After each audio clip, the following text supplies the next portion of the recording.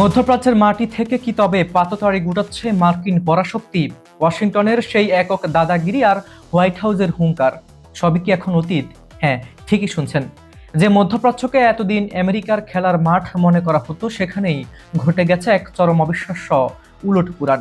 যে আরব দেশগুলো এতদিন কোটি কোটি ডলার ঢেলে আমেরিকার নিরাপত্তার উপর ভরসা করেছিল, তারা এখন বাইপাস করছে স্বয়ং ডোনাল্ড ট্রাম্পকে। ওয়াশিংটনের ওপর চরম মোহভঙ্গ করে মধ্যপ্রাচ্যের চিরশত্রুরা এখন একজোট হচ্ছে এক টেবিলে। পর্দার আড়ালে তৈরি হচ্ছে এক নতুন মুসলিম ন্যাটো। ইসরায়েলি প্রধানমন্ত্রী বেনিয়ামিন নেতানিয়াহুর সব যুদ্ধংদেহী চাল ব্যর্থ করে দিয়ে ট্রাম্প প্রশাসনকে আক্ষরিক অর্থেই খসড়া চুক্তিতে সই করতে বাধ্য করেছে এক নতুন আঞ্চলিক কক্ষ। দ্য গার্ডিয়ানের সাম্প্রতিক এক প্রতিবেদনে বলছে, আমরা এখন সশরীরে সাক্ষী হচ্ছি মধ্যপ্রাচ্যে মার্কিন সাম্রাজ্যের শেষ দিনগুলোর। কিভাবে ইসরায়েলকে সাইড লাইনে ঠেলে দিয়ে পাকিস্তান, কাতার, সৌদি আরব আর ইরান মিলে বদলে দিলে পৃথিবীর সবচেয়ে হটস্পটের ভূ রাজনীতি। আমেরিকার চোখের সামনে কিভাবে ধূলিসাৎ হয়ে গেল ট্রাম্পের স্বপ্নের আব্রাহাম চুক্তি, জানাবো আজকের এই চাঞ্চল্যকর বিশ্লেষণে। শেষ পর্যন্ত দেখতে থাকুন, আমাদের সাথেই থাকুন। মধ্যপ্রাচ্য কি মার্কিন আধিপত্যের অবসান, এক নতুন ভূরাজনৈতিক সমীকরণের উত্থান? মধ্যপ্রাচ্যের দীর্ঘদিনের চেনা ভূরাজনীতিতে এক অভূতপূর্ব ও আমূল পরিবর্তন লক্ষ্য করা যাচ্ছে। চিরশত্রু দেশগুলোর একজোট হওয়া, ওয়াশিংটনের ক্ষয়িষ্ণু ক্ষমতা এবং আঞ্চলিক শক্তির নতুন অক্ষ তৈরি হওয়ার মতো ঘটনাগুলো ইঙ্গিত করছে এই অঞ্চলে হয়তো মার্কিন একক আধিপত্যের দিন সত্যি শেষ হয়ে আসছে। সম্প্রতি দ্য গার্ডিয়ানের এক প্রতিবেদনে উঠে এসেছে কিভাবে ইরান যুদ্ধের ধাক্কা সামলে মধ্যপ্রাচ্যের দেশগুলো মার্কিন প্রভাব বলয় থেকে বেরিয়ে নিজেদের মতো করে নতুন নিরাপত্তা ও কূটনৈতিক বলয় তৈরিতে ব্যস্ত হয়ে পড়েছে। ইরান যুদ্ধের মারাত্মক ক্ষতির প্রভাবের মুখে পড়ে মধ্যপ্রাচ্যের দেশগুলো এখন একটি টেকসই শান্তি চুক্তির পক্ষে অবস্থান নিয়েছে। ইসরায়েল এবং ওয়াশিংটনে থাকা তেল আবিবের কট্টর সমর্থকদের তীব্র বিরোধিতা সত্ত্বেও আঞ্চলিক দেশগুলো ট্রাম্প প্রশাসনকে একটি খসড়া চুক্তি মেনে নিতে বাধ্য করেছে। এই কূটনৈতিক তৎপরতা মূলত মার্কিন যুক্তরাষ্ট্রের দুর্বল হয়ে পড়া নেতৃত্বের প্রতিফলন।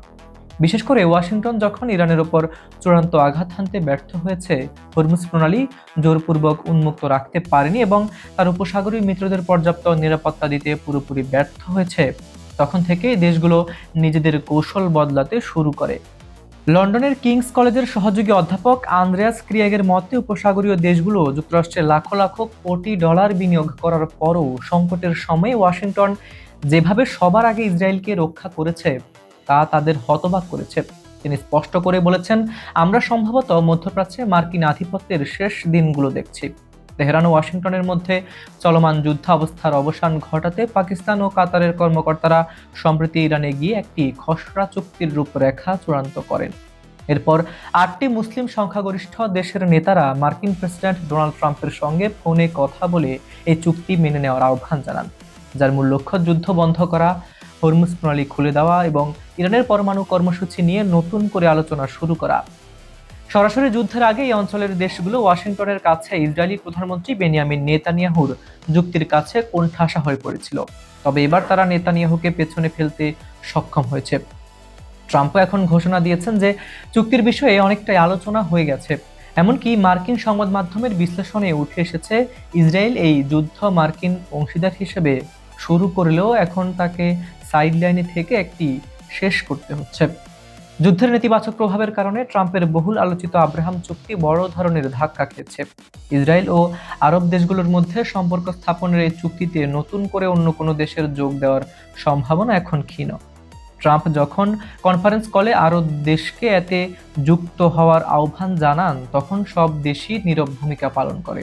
সংযুক্ত আরব আমিরাত একসময় ইরানের বিরুদ্ধে কঠোর অবস্থানে থাকলেও বর্তমান বাস্তবতায় তারা সৌদি আরব, কাতার, জর্ডান, বাহরাইন, পাকিস্তান, তুরস্ক ও মিশরের সঙ্গে সুর মিলিয়ে শান্তি চুক্তির পক্ষে দাঁড়িয়েছে। সংযুক্ত আরব আমিরাতের রাষ্ট্রবিজ্ঞানের অধ্যাপক আব্দুল খালেক আব্দুল্লাহর মতে, আমিরাত এখন একটি বাস্তববাদী দেশ। তারা বুঝতে পেরেছে ইরানের ক্ষেপণাস্ত্র, ড্রোন বা পারমাণবিক কার্যক্রম পুরোপুরি বন্ধ করা অসম্ভব। ফলে মধ্যপ্রাচ্যে যে শূন্যতা তৈরি হচ্ছে তা পূরণে এখন তুরস্ক, ইসরায়েল ও উপসাগরীয় দেশগুলোর নিজেদের মধ্যে প্রতিযোগিতায় লিপ্ত। মধ্যপ্রাচ্যে যুক্তরাষ্ট্রের 1 ডজনের বেশি সামরিক ঘাঁটি থাকলেও এই অঞ্চলের দেশগুলো এখন আর নিরাপত্তার জন্য এককভাবে ওয়াশিংটনের উপর নির্ভর করতে বাজি নয়, এবং তারা বিকল্প এবং নতুন নিরাপত্তা সঙ্গী খুঁজছে।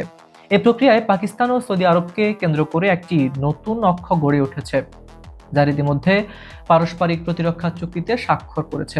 এই বলয়ে তুরস্ক, কাতার ও মিশরকে যুক্ত করে একটি মুসলিম ন্যাটো গঠনের আলোচনা জোরালো হচ্ছে।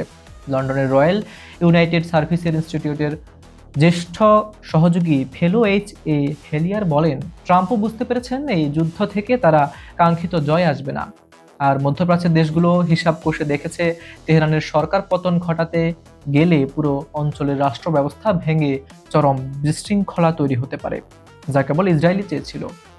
সামগ্রিকভাবে মধ্যপ্রাচ্যের নিরাপত্তা ব্যবস্থা এখন আর মার্কিন যুক্তরাষ্ট্রের আবর্তে ঘুরছে না, বরং সবচেয়ে প্রয়োজনীয় মুহূর্তে ওয়াশিংটনকে পাশে না পাওয়ার আগাম প্রস্তুতি হিসেবেই নিজেদের নতুন করে সাজাচ্ছে এই অঞ্চল। তাহলে হিসেবটা একবার মিলিয়ে দেখুন। যে মধ্যপ্রাচ্যকে এতদিন মার্কিন ডলার আর অস্ত্রের জোরে নিজেদের পৈতৃক সম্পত্তি ভেবেছিল ওয়াশিংটন, সেই গুটি আজ উল্টে গেছে খোদ ট্রাম্পের চোখের সামনেই।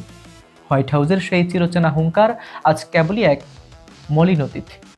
নেতানিয়াহুর যুদ্ধের উন্মাদনাকে বুড়ো আঙুল দেখিয়ে পর্দার আড়ালে যে মুসলিম ন্যাটোর জন্ম হয়েছে, তা কিন্তু কেবল কোনো সাধারণ জোট নয়, এটি মার্কিন সাম্রাজ্যের শেষের শুরু। ইতিহাসের পাতায় আজ এক নতুন অধ্যায় লেখা হচ্ছে। যে পরাশক্তির দাপটে একসময় কাঁপত পুরো বিশ্ব, আজ তারা নিজেদের গুটিয়ে নিতে বাধ্য হচ্ছে মধ্যপ্রাচ্যের উত্তপ্ত মাটি থেকে।